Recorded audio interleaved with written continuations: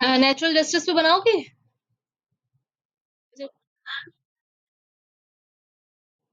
Delegate पे बनाना है आपको?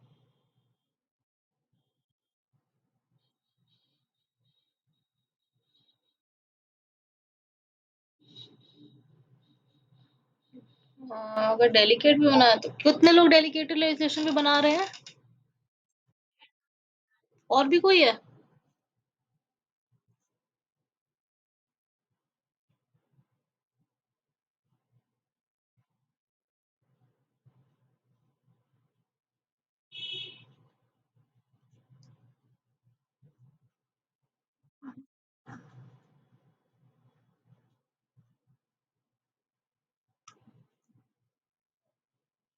देखो, एक नेचुरल जस्टिस पे लिख लो आप पहले, ठीक है, टॉपिक।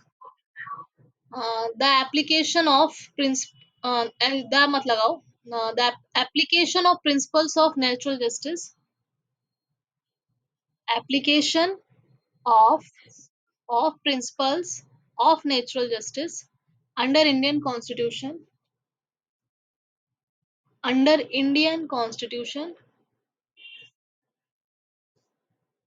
a critical study, ठीक है। इस पे चाहो तो इस पे बना लेना, वरना डेलिकेटेड लेजिस्लेशन में कोई पर्टिकुलर कंट्रोल पे बनाना हो तो उस पे बना लीजिए, या फिर ग्रोथ वगैरह से रिलेटेड बनाना है तो आप लिख सकते हो delegated legislation and growth in India, a detailed study करके, ठीक है। हाँ, तो ये हो गया असाइनमेंट का, ठीक है। Now coming back to class,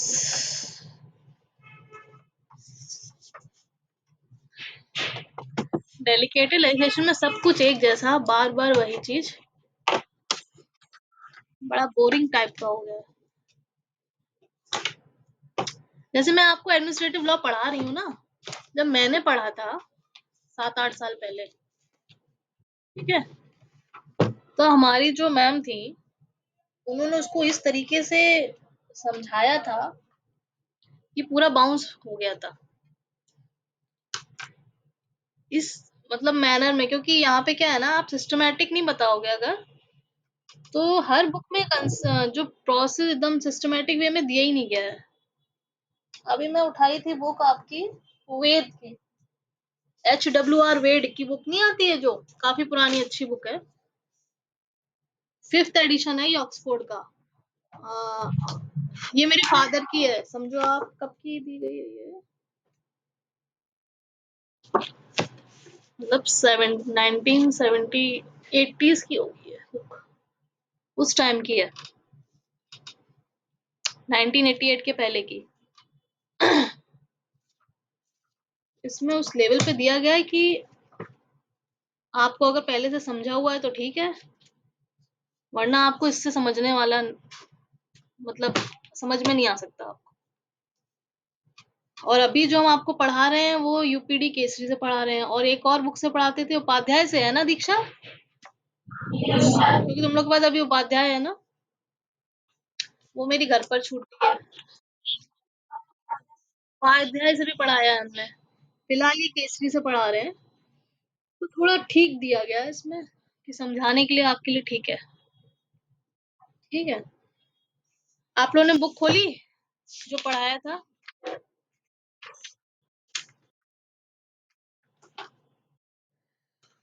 हम्म, चलिए, अभी स्क्रीन शेयर हो रही है क्या?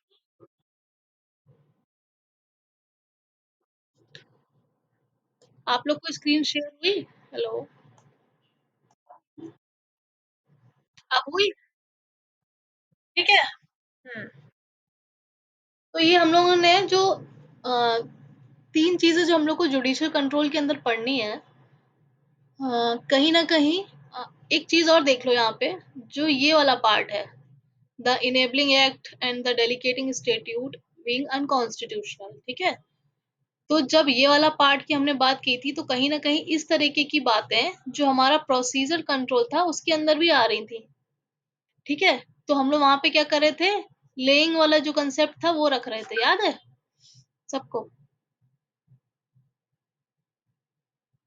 हेलो, ठीक है?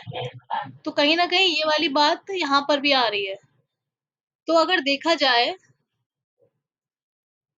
तो इस पॉइंट को अगर दूसरे टर्म्स में आ जाए, तो यहाँ पे इसको प्रोसीजरल अल्ट्रा वायरस भी कहते हैं।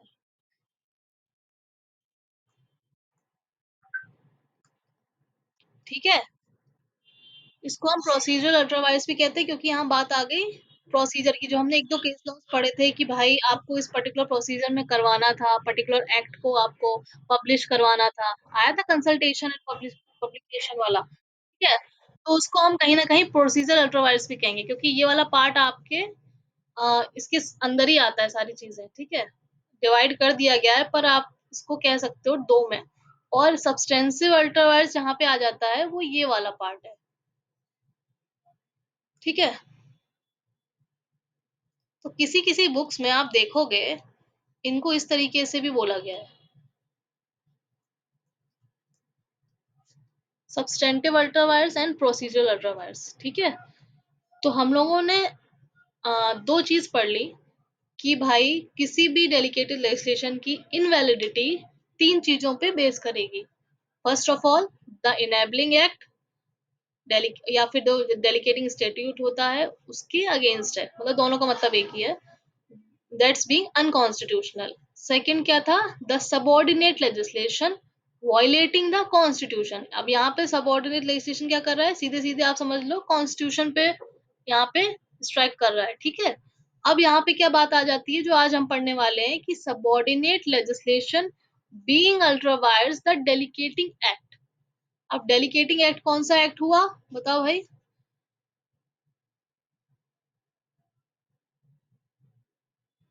The subordinate legislation being ultra vires. यहाँ पे सबऑर्डिनेट लेजिस्लेशन किसके अगेंस्ट है, यहाँ वायलेट कर रहा है? यहाँ पूरी पूरी आप समझ लो कॉन्स्टिट्यूशन की बेयर एक्ट के अगेंस्ट, ठीक है? यहाँ याद करने के लिए आप समझो।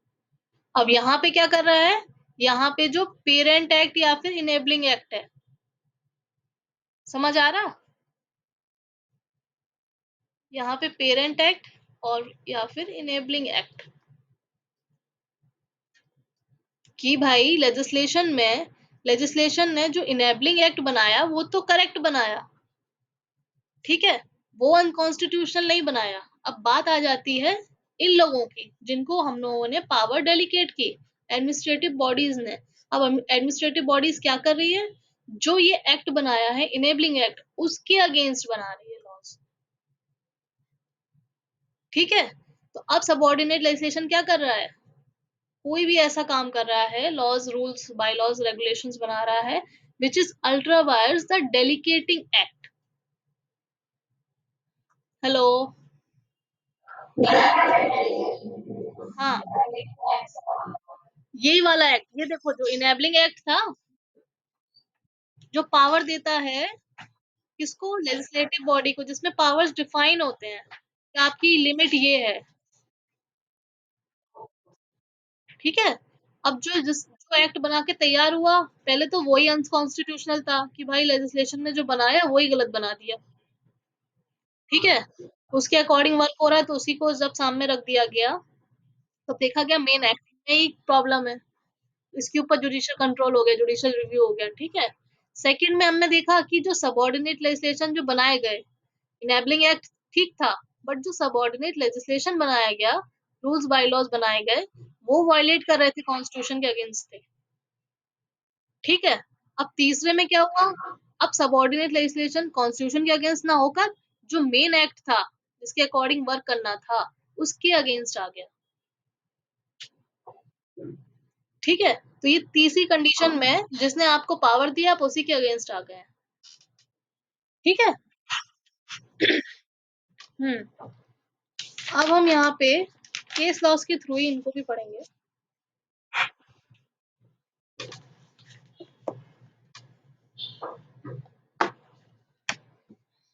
मोस्टली जो केस लॉज हैं उनमें जैसे हमने बताया था आपको, पर्टिकुलर एक्ट है, उसका पर्टिकुलर सेक्शन है, जो अल्ट्रा वायर्स हो गया पेरेंट एक्ट के, ठीक है, मतलब रूल्स एंड रेगुलेशन जो बना है वो पर्टिकुलर जो इनेबलिंग एक्ट है या फिर पेरेंट एक्ट है उसके पर्टिकुलर सेक्शन से अल्ट्रा वायर्स हो गया, तो वो पर्टिकुलर रूल क्या हो गया, उसको चैलेंज कर दिया गया और वो इनवैलिड डिक्लेयर हो गया। इसी तरीके के जो भी केस लॉज आने वाले हैं सारे के सारे ऐसे ही होने वाले हैं, ठीक है। तो मेन जो जजमेंट आपको यहाँ पे देखना है वो मैटर करता है कि आप केस लॉ के साथ जो उसका जजमेंट है फाइनल, ठीक है, वो लिखोगे आप कि वो उस पर्टिकुलर केस लॉ में रिलेटिंग टू जुडिशियल कंट्रोल बोल क्या रहे हैं, ठीक है। तो अब यहाँ पे हम लोग केस लॉ देखते हैं। हाँ, in all circumstances, the power of delegated legislation should be exercised within the scope of the rule-making power provided in the statute. ठीक है, साफ साफ लिखा है थर्ड मोड, जो जुडिशियल कंट्रोल का थर्ड मोड है, एक सेकेंड,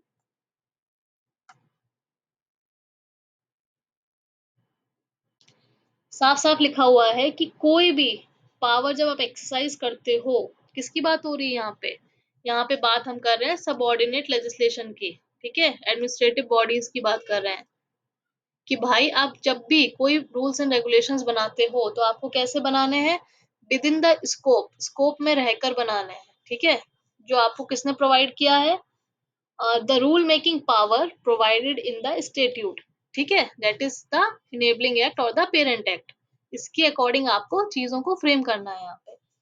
तो जो supreme court in the case law Kerala state electricity board versus Indian aluminium corporation, I think ये है AIR 1976 सुप्रीम कोर्ट का। जो मैं ये स्लाइड शो कर रही हूँ स्क्रीनशॉट हो जाएगा आप लोग के लिए, ले सकते हो, ले लिया बीच बीच में ले लेना, लास्ट में हम PDF बना के भेज देंगे, ठीक है, PPT। तो ये है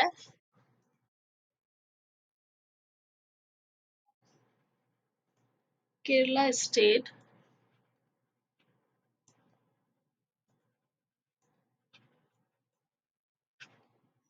electricity board versus Indian aluminium corporation, AIR 1976 supreme court, ठीक है। ये पहला केस लॉ हम यहाँ पे देखेंगे। इसमें क्या लेट डाउन किया गया है, that not withstanding the subordinate legislation being laid on the table of the House of Parliament, ये सिर्फ इसका जजमेंट हम बोल रहे हैं अभी, on the table of House of Parliament or the state legislature and being subject to such modification, annulment, or amendment as they may make, the subordinate legislation cannot be said to be valid unless it is within the scope of the rule making power provided in the statute. तो हम लोगों ने क्या देखा था procedure control के अंदर, हम देख रहे थे कि हमारी जो चीजें थी first and the foremost point वहां पे क्या था कि जस्ट रख दी गई थी, ठीक है। हमने क्या किया, जो एडमिनिस्ट्रेटिव बॉडीज ने जो लॉज बनाए उसकी फाइल आपने क्या की, पार्लियामेंट में टेबल पे रख दी, सिंपल वर्ड्स में जो हम बता रहे हैं, ठीक है, लेस बिफोर द टेबल। अब आपने जब रख दी तो एक सबसे पहला जो वहां पे हमने देखा था कि जस्ट फॉर्मेलिटी के लिए कि आपकी रख गई है, उसी से देन एंड देयर जो चीज इफेक्ट में आ गई, उस फाइल्स के अंदर जो भी रूल्स एंड रेगुलेशंस आपने बनाए थे, दैट इज एडमिनिस्ट्रेटिव बॉडीज ने बनाए थे, वो क्या हुआ था, इफेक्ट में आ गए थे। उसके ऊपर कोई चेक नहीं रखा गया था उस समय, कोई उसके ऊपर डिस्कशन नहीं हुआ था पार्लियामेंट, ये याद है सबसे पहला पॉइंट था, ठीक है, जस्ट फॉर्मेलिटी के लिए रख दिया गया था। सेकंड थर्ड और जो पॉइंट्स थे उसमें क्या था कि वहां पे डिस्कशन हो रहा था पॉइंट्स पे, ठीक है, एक एफर्मेटिव था और एक निगेटिव था, आई थिंक, है ना। तो जहाँ पे, हाँ, जहाँ पे कोई निगेटिव चीज सामने आ रही थी, उस पर्टिकुलर रूल्स एंड रेगुलेशन जो भी एडमिनिस्ट्रेटिव बॉडीज ने बनाए थे, वो तब तक वैलिड नहीं होंगे जब तक, मतलब अगर वो निगेटिव है और दोनों हाउसेस ने ये कह दिया कि ये अगेंस्ट द स्टेट्यूट है और अल्ट्रा वायर्स हैं जो भी हैं, तो यहाँ पे क्या उनको इनवैलिड कर दिया गया था, फर्दर उसकी जो इफेक्टिव जो थे वो इफेक्ट उनका खत्म हो गया था उसी समय, ठीक है। तो इसी तरीके से यहाँ पे बोला गया है कि जब टेबल के सामने रख दिए जाते हैं कोई भी सबऑर्डिनेट लेजिस्लेशन, वो जो पार्लियामेंट है उसके पास ये पावर होती है कि वो उसमें कोई भी अमेंडमेंट, कोई भी अनलमेंट, ठीक है, at the same time modification कर सके, ठीक। सब्जेक्ट टू क्या है कि जो लेजिस्लेशन है can not be said to be valid unless it is within the scope of rule making power. कोई भी चीज तब तक वैलिड नहीं बताई जाएगी जब तक कि जो एडमिनिस्ट्रेटिव बॉडीज ने जो रूल्स एंड रेगुलेशंस बनाए हैं वो किसके अंदर रह के बनाए हैं, जो लेजिस्लेटिव पावर उनको प्रोवाइड की गई है, ठीक है, जो डेलीगेटिंग स्टैट्यूट के अंदर प्रोवाइड की गई है। अगर उसके अगेंस्ट बनाए हैं तो वो क्या हो जाएंगे, यहाँ पे अल्ट्रा वायर्स हो जाएंगे, ठीक है। तो यहाँ पर जो केरला स्टेट इलेक्ट्रिसिटी बोर्ड का ये जो मामला था, इसमें थोड़ा बहुत फैक्ट हम जो याद करने के लिए आप समझ लो, क्योंकि ये केस लो बहुत बड़ा था। इसमें क्या था कि एक पर्टिकुलर कह लो आप एल्यूमिनियम, ये कॉर्पोरेशन दिख रहा है आपको, कंपनी या कॉर्पोरेशन, ठीक है। ये जो पिटिशनर था उसकी कंपनी थी, मैं फैक्ट खोल लेती हूँ केस के।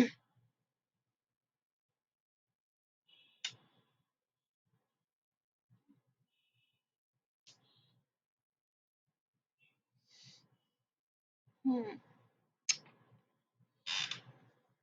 एक मिनट मैं दूसरी स्लाइड आपको शो करती हूँ, ठीक है, फैक्ट वाली।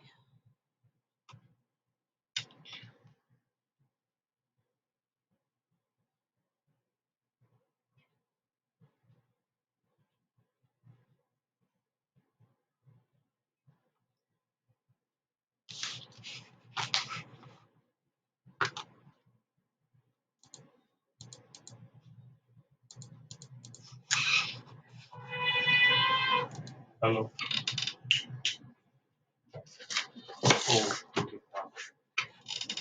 एक मिनट होल्ड करिएगा आप।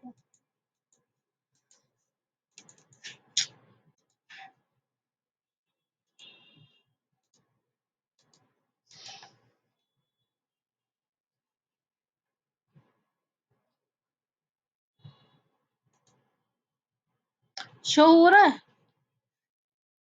ठीक है। ये है इंडियन एल्यूमिनियम कंपनी है versus state Kerala state electricity board, ठीक। देखो नेट पर भी कहीं कहीं आपको जजमेंट मिल जाता है, कहीं फैक्ट मिल जाते हैं। कुछ ऐसे केस लॉज हैं जिनके डायरेक्ट डायरेक्ट जजमेंट नहीं दिए गए हैं, ठीक है। तो बहुत सारी चीजों को सर्च करने के बाद कुछ चीजें जो मिलती हैं काम की, उसमें से हम लोग उसमें के अंदर भी छांटना पड़ता है, ठीक है, उसके अंदर भी आपको रिसर्च करनी पड़ेगी। The short but important question which arises for determination of this appeal is whether a state electricity board has a power to enhance the rate of supply of electricity, not with understanding an agreement binding it to supply electricity in certain rates। अब क्या हुआ था, जो Indian aluminium company के जो मालिक थे, ठीक है, आप ये समझ लो, मतलब कि जो पिटिशनर थे, उन्होंने एक एग्रीमेंट साइन किया था किसके साथ, एक ये केरला इलेक्ट्रिसिटी बोर्ड के साथ, मतलब केरला आप कह लो स्टेट के साथ, ठीक है। फिर क्या हुआ, उन्होंने क्या किया, जस्ट सेकेंड, हाँ, ठीक है। ये सेम केस लो एक और है इस तरीके का।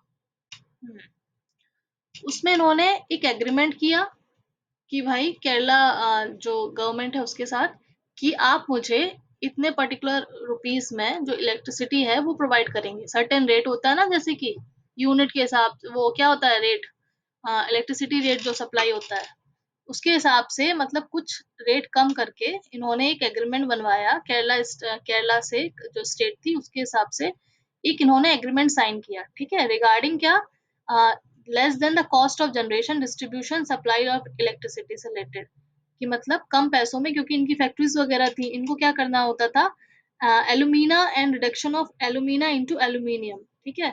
और ये जगह जगह से ये पर्टिकुलर जो मटेरियल्स होता है बॉक्साइट और वगैरह ये सब लेके आते थे, उसका पूरा ओवरऑल प्रोसेस होता था, ठीक है।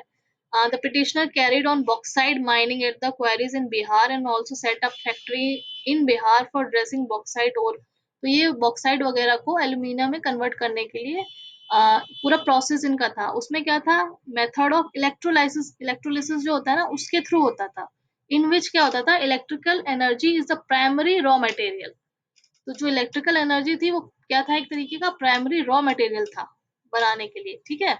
Therefore, the petitioner was anxious to set up a factory for this purpose at a place where electricity power would be cheap. तो इनका मेन मकसद क्या था, ऐसी जगह से इलेक्ट्रिसिटी लेना जहाँ पे इलेक्ट्रिसिटी पावर क्या है, चीप है, ठीक है, जहाँ पे सप्लाई मतलब कम रेट में होती है। तो इनका एक ओवरऑल एग्रीमेंट था, बट लेटर ऑन क्या हुआ, जैसे बाइफर्केशन नहीं होता है स्टेट्स वगैरह का, तो यहाँ पे बाइफर्केशन हुआ और वो स्प्लिट हो गया on the integration of the states of Travancore and Cochin. Cochin, ठीक है, एक नया स्टेट बन के आ गया। समझ रहे हैं?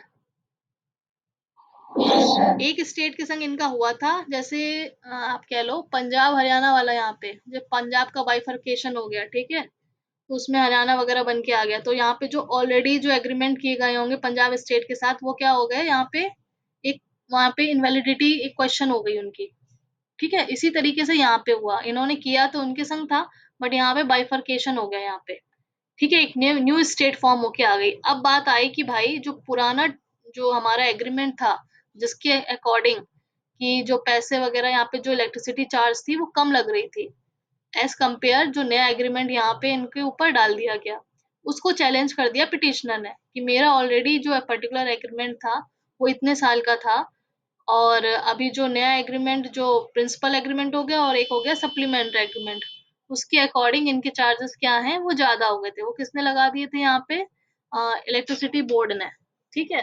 तो वो चैलेंज किया गया कि भाई जो फर्दर जो रूल्स एंड क्या इलेक्ट्रिसिटी जो बोर्ड है उसको ये पावर है कि वो जो रेट्स हैं इलेक्ट्रिसिटी से रिलेटेड वो क्या कर सके, बढ़ा सके, ठीक है। तो मतलब यहाँ पे इलेक्ट्रिसिटी बोर्ड यहाँ पे क्या हो गया, एक तरीके का state electricity board administrative body होगी, ठीक है। तो क्या एक्ट के अंदर इतनी पावर दी गई है कि ये अपने नए रूल्स एंड रेगुलेशंस बना के उस पर्टिकुलर एक्ट की जो टर्म्स एंड कंडीशंस हैं उसको क्या कर सके, वायलेट कर सकें, या फिर उससे ज्यादा जो पावर डेलीकेट की गई उससे ज्यादा ये यहाँ पर वर्क कर सकें, या फिर अपनी नए रूल्स एंड रेगुलेशंस बना सकें जो पावर्स दी गई हैं उनके अगेंस्ट। तो ओवरऑल यहाँ पे यही क्वेश्चन अराइज हुआ था, ठीक है। एक बार आप इसको फिर से पढ़ लेना, इसके बहुत ज्यादा फैक्ट हैं, क्योंकि अपील अपील में भी गया है, बट ओवरऑल इनका यही था कि इन्होंने एक एग्रीमेंट किया था जहाँ पे इनको इलेक्ट्रिसिटी कम दाम में प्रोवाइड की जा रही थी। उसके बाद स्टेट का बाइफर्केशन हो गया, उसके बाद नया स्टेट फॉर्म होके आ गया, उनके अलग रूल्स एंड रेगुलेशंस थे, उनके रूल्स एंड रेगुलेशंस के अकॉर्डिंग इनके जो इलेक्ट्रिसिटी के दाम थे वो क्या थे, बढ़ा दिए गए थे। मेन बात ये थी, ठीक है।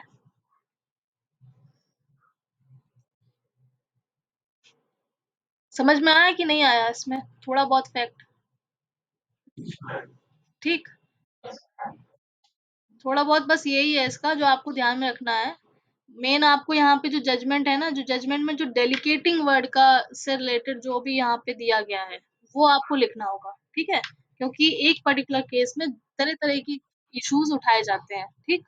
तो उसमें बहुत सारे चीजों के ऊपर यहाँ पे आप क्वेश्चन करते हो, इनवैलिडिटी उसकी यहाँ पे क्वेश्चनेबल हो जाती है। तो जो हमारा मेन पॉइंट है वो क्या है, यहाँ पे डेलिकेटेड लेजिस्लेशन से रिलेटेड हमको जो आप जजमेंट दिया गया है उसके ऊपर हमको बात करनी है, ठीक है।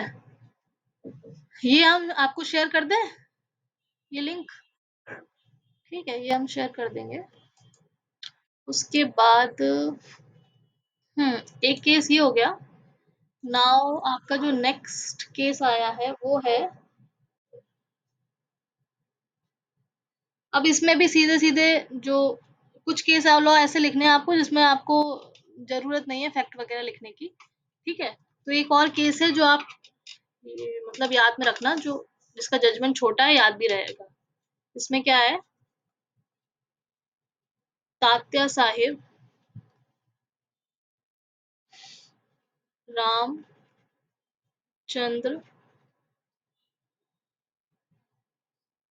वर्सेस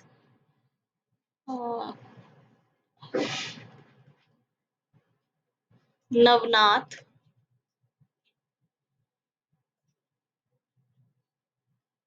तुकाराम काकड़े।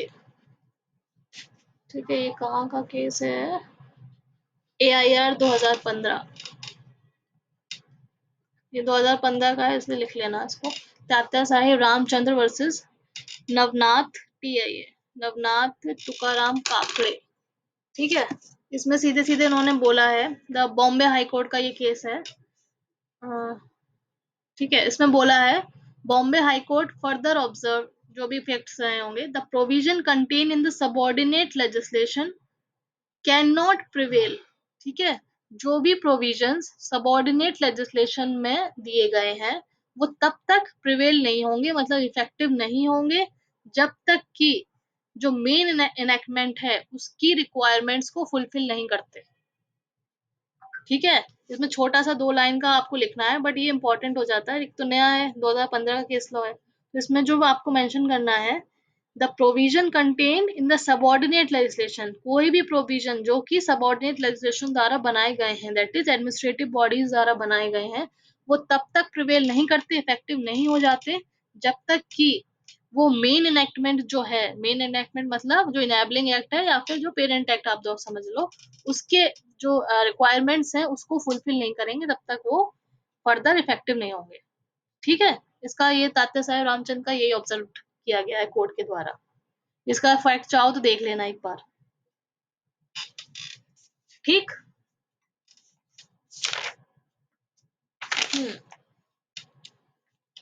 हेलो। ठीक है, क्या ही बताएं, सारे केस लॉज एक जैसे हैं। जो कुछ इंटरेस्टिंग थे वो लास्ट क्लास में हम लोगों ने देखे थे, ठीक है, कुछ और इंटरेस्टिंग मिलेंगे तो फिर बताते हैं आपको। हम्म,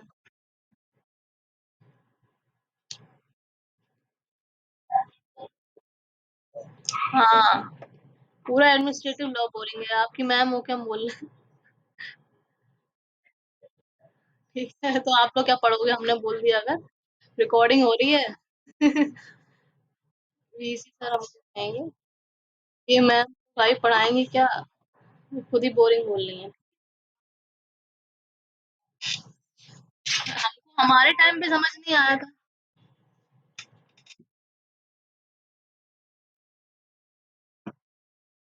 पर आप इतना बहुत तो आप जान गए हो गए ना कि डेलीगेटिंग है क्या, है ना। और जो फर्स्ट चैप्टर था आपका, जो रूल मेकिंग एंड ये क्या सेपरेशन ऑफ पावर्स वगैरह, वो थोड़ा फिर भी इंटरेस्टिंग था, है ना। और लास्ट वाली यूनिट आपकी इंफॉर्मेटिव थी।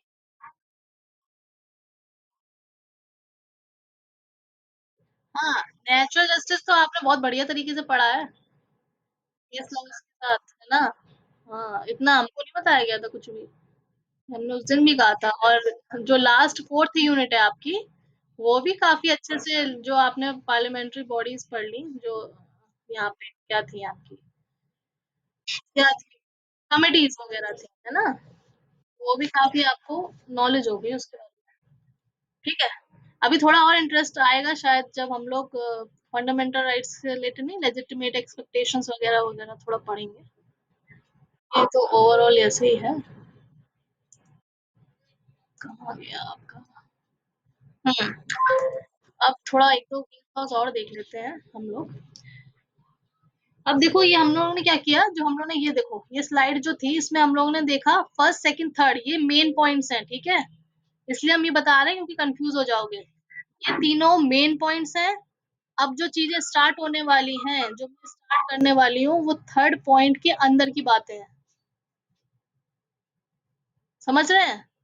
ये तीनों मेन हेड हैं जुडिशियल कंट्रोल के, इसके अंदर आपको केस लॉस डिफाइन करने हैं, ठीक। ये दो तो हमने कल परसों ही बता दिए थे आपको लास्ट क्लासेस में। थर्ड पॉइंट क्या है, इसके अंदर की जो सब पॉइंट्स हैं, आज हम आपको डिस्कस करेंगे। तो ये जो दो केस लॉस थे वो थर्ड पॉइंट के थे, ये जो दो केस लॉस हमने बताए हैं वो सिर्फ थर्ड पॉइंट के थे, ठीक है।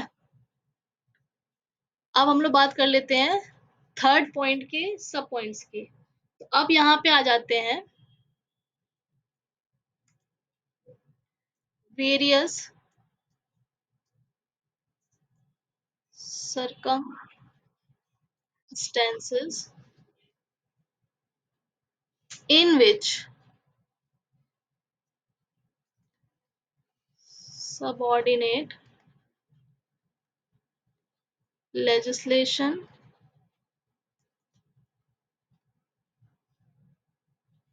can be declared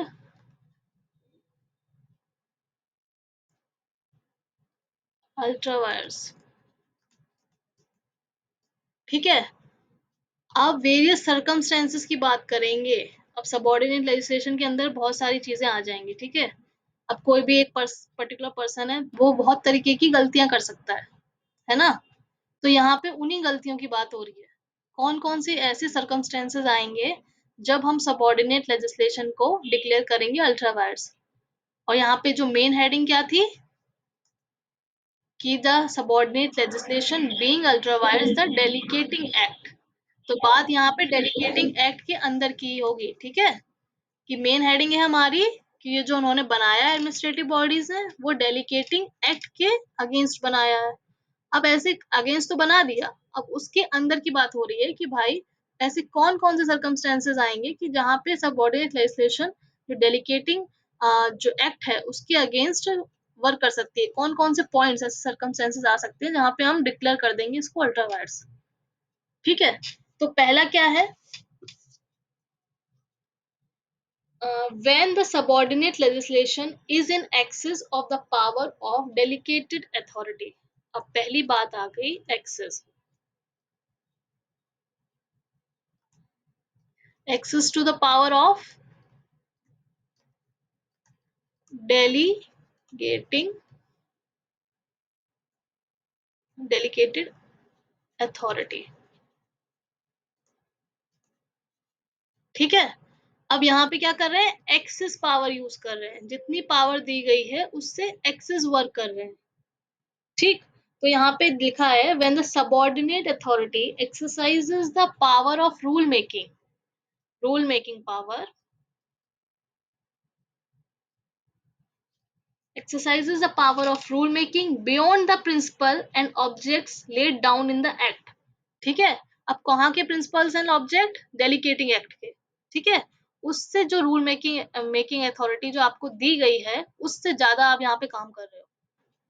ठीक, तो आपको यहाँ पे सीधे सीधे समझ आ गया होगा कि जहां भी ऐसा कोई केस लॉ आएगा जहां पे सबऑर्डिनेट लेजिस्लेशन द्वारा जो भी लेजिस्लेशन बनाए गए हैं और एट द सेम टाइम वो क्या कर रहे हैं, एक्सेसिव पावर यूज कर रहे हैं रूल मेकिंग का। ठीक है, काम उनको दिया है 50%, वो कर क्या रहे हैं 80%। ठीक, पावर उनको 50% दी गई है और 80% की पावर वो यूज कर रहे हैं। ठीक है, जो उनको दी भी नहीं गई है। तो यहाँ पे ऐसे सारी चीजों में जो यहाँ पे रिजल्ट क्या होगा, अल्ट्रा वायर्स। ठीक है, तो यहाँ पे मेन पॉइंट है एक्सेसिव पावर यूज करना, पहली बात। अब ये कुछ केस लॉज आ जाते हैं जो हमको इस पर्टिकुलर एक्सेस वर्ड पर बेस्ड है। ठीक, तो यहाँ पे अभी हम कुछ केस लॉज पढ़ लेते हैं। पहला केस लॉ जो हम पढ़ेंगे वो है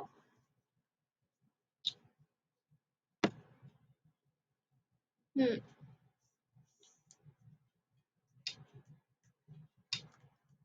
सबको वॉइस आ रही है?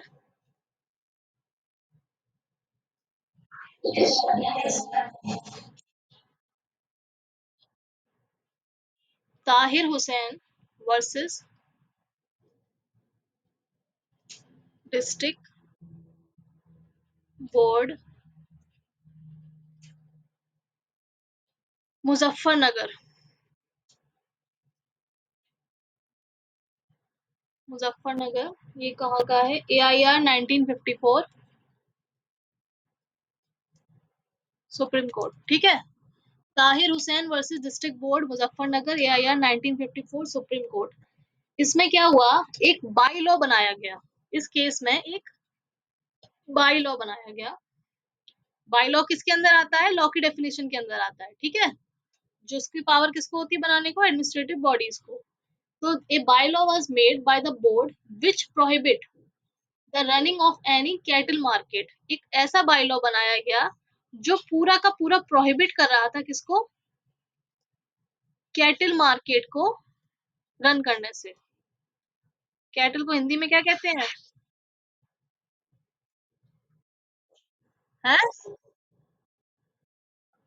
कैटल मार्केट, ठीक है। तो पशु बाजार को आपको ये जो भी है कैटल मार्केट को रन करने से यहाँ पे एक बाय लॉ बना दिया डिस्ट्रिक्ट बोर्ड मुजफ्फरनगर की जो बॉडी थी उसने, कि भाई आप कोई भी particular cattle market particular area में रन नहीं कर सकते हैं। अब ये इसका क्या हुआ, इसको चैलेंज कर दिया गया इस बाई लॉ को, ठीक है। तो क्या हुआ, under the relevant act the board could make a by law. अब यहाँ पे जो बात आ रही थी कि भाई आपको जो पावर दी गई थी एक्ट के अकॉर्डिंग, तो आप एक कुछ ऐसे रूल्स रेगुलेशंस बायलॉज बना सकते थे जहां पे to promote regulate health of the people and regulate market. अब रेगुलेट मार्केट करने की बात कहाँ से आ जाती है, मार्केट को रेगुलेट करना, ठीक है। तो आप इसमें सारी चीजें देख सकते हो जब आप रेगुलेट करने की बात करते हो। बट रेगुलेट करने में आप कौन कौन से पॉइंट्स आप ऐड कर सकते हो, किसी भी चीज को रेगुलेट करना,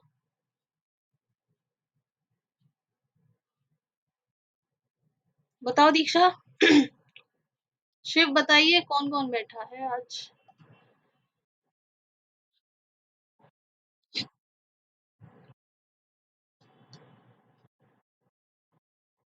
एक तो कायदे कानून से चीजों को लगाना, ठीक है।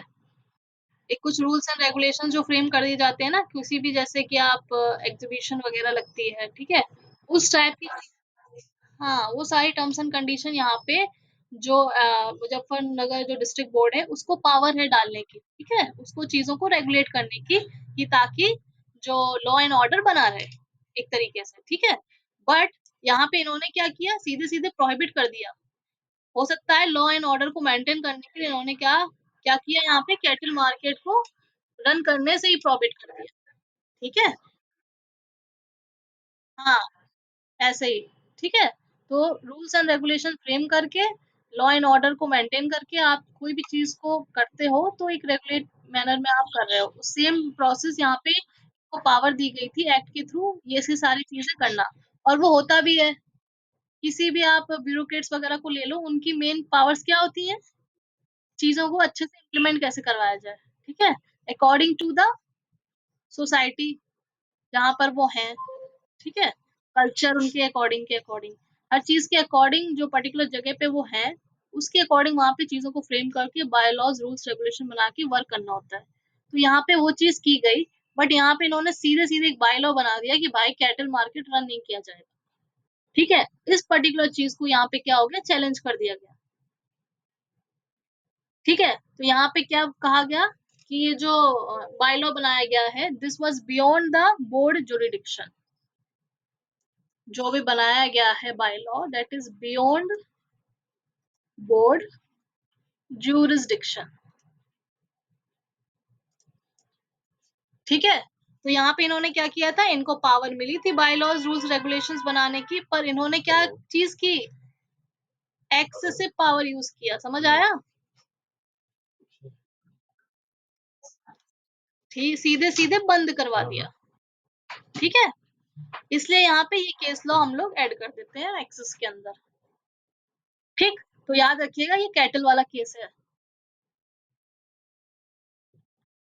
ठीक है। तो जहाँ हम कैंट एरिया में रहते हैं रेलवे स्टेशन के पास, यहाँ बहुत बड़ा बाजार लगता है, ठीक है, रेल बाजार में, है ना। यहाँ पे भी ऐसे ही रेगुलेट किया जाता है मार्केट्स, ठीक है। और यहाँ पे क्या होता है, टेंडर टाइप का नहीं उठता है जो हाँ टेंडर ही होता है वो, जहाँ पे कोई पर्टिकुलर पर्सन लेता है, अभी भी चल रहा है ये सिस्टम, कुछ मतलब काफी रुपयों में लाखों का लगता है यहाँ पे जो बोली लगती है, उसके बाद ये लोग क्या करते हैं, वसूली करते हैं, ठीक है। कहीं ना कहीं ये परमिशन दी गई, वसूली करके अपने अनुसार रेगुलेट करते हैं, पावर को फिर से फर्दर डेलीकेट कर दिया गया एक तरीके से। ठीक, तो यहाँ पे बताया गया कि भाई जो भी यहाँ पे बायलॉज बनाए गए that is beyond the board jurisdiction. तो ये हमारा केस लॉ आ जाता है एक्सेसिव पावर की जब हम बात करते हैं। Now coming on to next, अब क्या करते हैं, ओके अब हम लोग एक और केस लॉ पढ़ लेते हैं। 1 बज गया। मेरी क्लास है बेटा। हम लोग ने आज कितने केस लॉज देखे? 3। 3 इसमें तो कुछ था ही नहीं, ठीक है।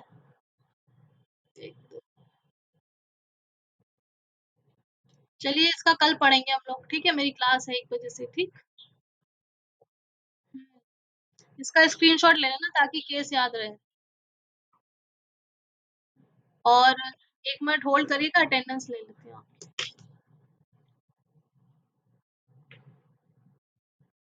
सुशील जी, प्रमोद जी, डेजर्टेशन पे वर्क हो रहा है? करते रहिएगा, ठीक है। चलो भाई, थैंक यू।